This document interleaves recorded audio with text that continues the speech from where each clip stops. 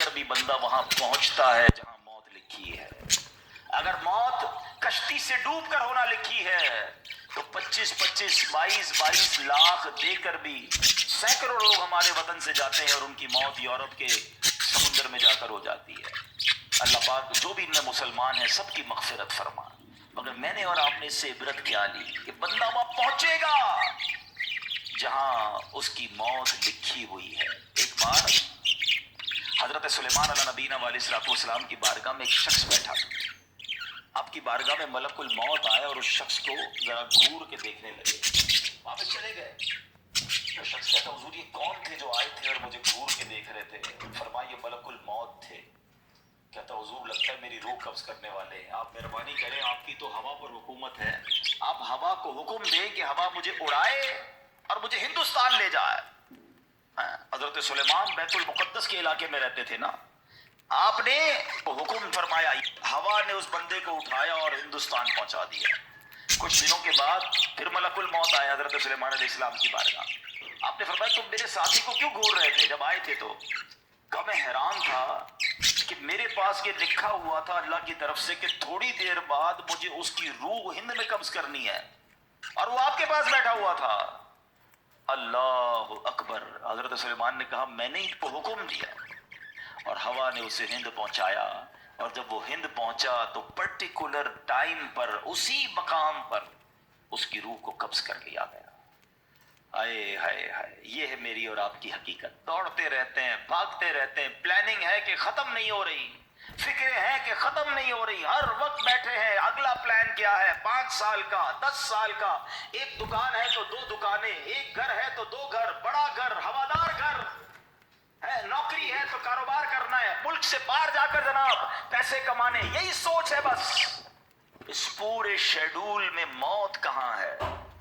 اس پوری تیاری میں موت کہاں ہے؟ ایک دن ہوگا کہ اچانک اچک لیے جائیں گے. سیٹھ جی کو فکر تھی ایک ایک کے 10 کیجئے. موت آ پہنچی کہ حضرت جان واپس کیجئے. اور آپ کو پتا ہے جس عالم میں میں اور آپ ہوں گے بڑی میں اہم بات کرنے جا رہا ہوں. یہ آپ نے دیکھا نا کہ حضرت سلیمان نے وہ حکم فرمایا تو ہند پہنچا. کوئی کشتی میں تھا اس کی موت وہاں تھی. کوئی سمندر پانی کے اندر ہزاروں فیٹ نیچے جانا تو اس کی موت مالک کی تھی. اس کا مطلب تو یہ ہوا کہ میں کہیں بھی کسی بھی مقام پر مر سکتا ہوں. میری موت پتہ نہیں کہاں لکھی ہے. اب ذرا غور کیجئے. ہم سب پتہ ہے کیا چاہتے ہیں کہ موت کے وقت ہم سجدے میں ہوں. چاہتے ہیں نا اللہ کرے اللہ کے گھر میں موت آئے. کلمہ پاک پڑھتے ہوئے موت آئے. تلاوت قرآن کرتے ہوئے موت آئے. نبی پاک پر درود پڑھتے ہوئے موت آئے. اللہ ایسا کرم کر دے کہ مدینہ منورہ میں موت آئے. گنبد خضرا کے سامنے موت آئے. یہی تصورات ہے نا. ایک مسلمان چاہتا یہی ہے کہ یار موت آئے تو کسی اچھے عالم میں ہو. کسی بڑی خوبصورت باوضو نیکی کرتے کرتے دنیا سے جاؤں. تمنا تو سب کی یہ ہے. اچھا مجھے ایک بات کا جواب دیں. یہ کیسے ممکن ہے کہ کوئی بندہ صبح سے شام تک نماز نہ پڑھے اور کہے موت سجدے میں آئے؟ صبح سے شام تک مسجد میں نہ آئے اور تمنا یہ کر رہا ہے کہ مسجد میں موت آئے. باوضو رہتا ہی نہیں ہے تو کیسے امید رکھ رہا ہے کہ باوضو موت آئے؟ قرآن کھول کر پڑھتا ہی نہیں ہے تو کیسے امید کر رہا ہے کہ تلاوت کرتے کرتے موت آئے؟ جو صبح و شام گالیاں دیکھتا ہے کیا اس کو ڈر نہیں لگتا کہ گالی دیتے دیتے موت آ سکتی ہے؟ جو شراب پیتا ہے اس کو ڈر نہیں لگتا کہ شراب کے نشے میں موت آ سکتی ہے؟ جو بدکاری کرتا ہے اس کو ڈر نہیں لگتا کہ بے حیائی اور بدکاری کرتے ہوئے موت آ سکتی ہے؟ جو تاش کھیلتا ہے جوا کھیلتا ہے اس کو ڈر نہیں لگتا کہ مرتے اسی وقت میں تاش کھیل رہا ہوں اور مجھے موت آ گئی؟ تو میں نشہ کر رہا ہوں مجھے موت آ گئی.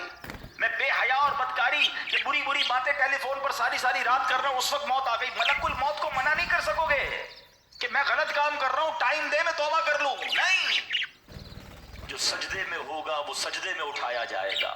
جو درود پڑھتے پڑھتے جائے گا وہ درود پڑھتے پڑھتے اٹھایا جائے گا. سوچے وہ جو شراب میں جائے گا نشے میں جائے گا ادھر کیسے اٹھایا جائے گا؟ اب اس کا آسان حل پتہ ہے کیا ہے؟ کہ بندہ زندگی ایسے گزارے کہ جس حال میں مرنا نہیں چاہتا نا وہ کام چھوڑ دے. عقل بندی یہ ہے کہ اپنے دن کا شیڈیول ایسا بنائے کہ میں وہ کام ہی نہ کروں جس میں مرنا نہیں چاہتا. ورنہ میں روک نہیں سکوں گا موت کو. آپ چاہتے اچھی موت ہو؟ میں بتاتا ہوں کس کی اچھی موت آ سکتی ہے. جو ماشاءاللہ 5 ٹائم پابندی سے نماز پڑھتا ہے, جو روزانہ تلاوت قرآن کرتا ہے، جو بار بار تسبیح نکال کر تسبیح بھی پڑھتا ہے، درود بھی پڑھتا ہے، جو دکان پر بھی جاتا ہے تو نماز کا ٹائم ہو تو نماز کے لیے کھڑا ہو جاتا ہے، جو حلال روزی کماتا ہے، جو گناہوں سے اپنے آپ کو بچاتا ہے، ارے اس کی تو 24 گھنٹے میں کبھی بھی موت آنی ہے۔ سبحان اللہ، وہ رات کو سوتا ہے تو باوضو سوتا ہے، اس نیت سے سوتا ہے کہ فجر میں اٹھنا ہے، رات کو بھی جائے گا تو انشاءاللہ شہید کا مرتبہ پائے گا، دن میں کسی وقت موت آئے گی تو کوئی اچھا ہی کام کر رہا ہوگا نا۔ اب آپ سوچ لیں کس عالم میں مرنا ہے۔ اچھا ایک اور دل پر چوٹ کرنے والا جملہ سن لو، کون کون چاہتا ہے مرتے وقت زبان پر کلمہ طیبہ جاری ہو؟ ہائے ہائے، فضیلت پتہ ہے کیسی ہے؟ حدیث پاک میں آتا ہے جس کی زبان پر، حدیث کا مضمون ہے، آخری کلمہ لا الہ الا اللہ ہوگا، دخل الجنہ، وہ جنت میں داخل ہو جائے گا۔ ہم ہر